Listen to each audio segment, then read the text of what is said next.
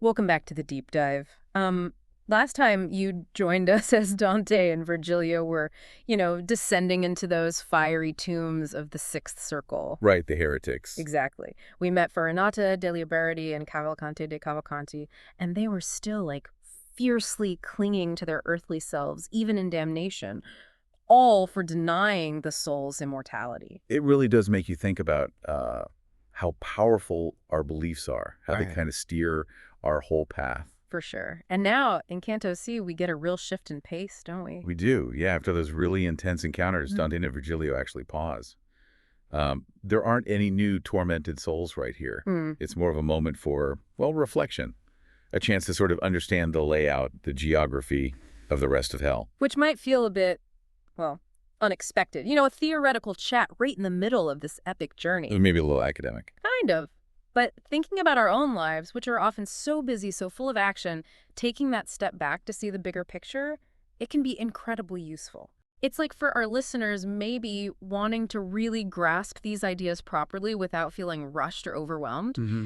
So our mission for this deep dive into Canto Ice is really to see if we can pull out some practical insights for our own journeys, even from the seemingly abstract bit. And it's fascinating because Virgilio uses this exact moment to lay out the moral architecture of lower hell. Hmm. He explains that the sins of malice, deliberate harm, they're structured into violence in the seventh circle, and then various kinds of fraud in the eighth and ninth circles. And it's really striking that fraud is presented as, well, worse than violence. Definitely. It's not just impulsive anger, is it? It's a calculated misuse of our intellect, our reason, specifically to deceive and hurt others. Exactly. Let's unpack that a bit. It suggests that our ability to reason comes with a pretty significant responsibility, doesn't it? Oh, absolutely. That consciously choosing to use our intelligence for bad ends, it just carries more weight.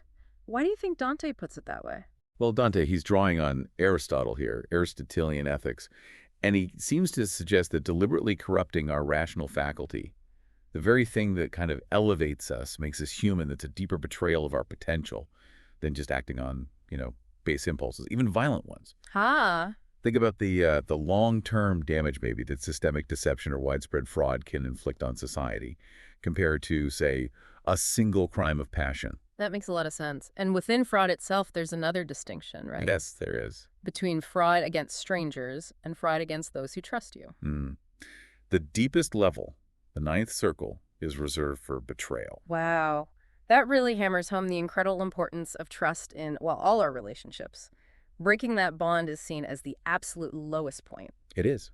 And it raises a good question for us, doesn't it? Like, how often do we really stop and consider the ethical side of our actions, even small ones, specifically in terms of trust? Virgil also touches on why sins of incontinence like gluttony, lust, the ones driven by a lack of self-control, why they're punished outside the city of Dis.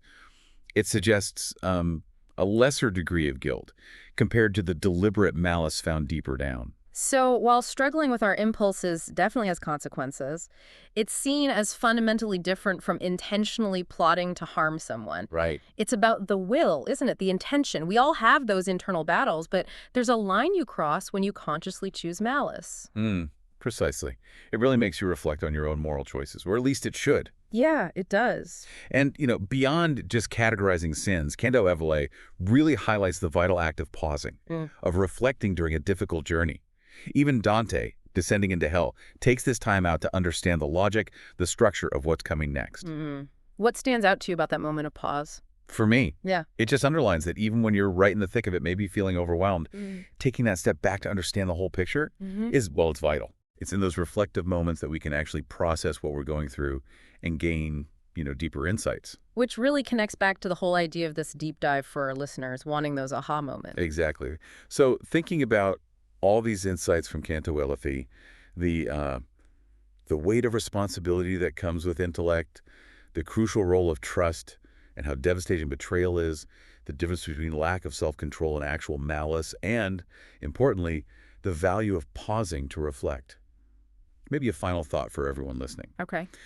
What's one aspect of your own current journey? Could be a project, a relationship, a personal goal, anything really, where taking a deliberate pause right now to really understand the underlying principles and maybe consider the why behind your actions. where might that be beneficial? Like examining the framework. Yeah, think about the potential long-term implications, just like Virgilio did for Dante, explaining hell's structure. Sometimes we need to step back and look at the framework of our own lives, our own efforts. What's really driving things?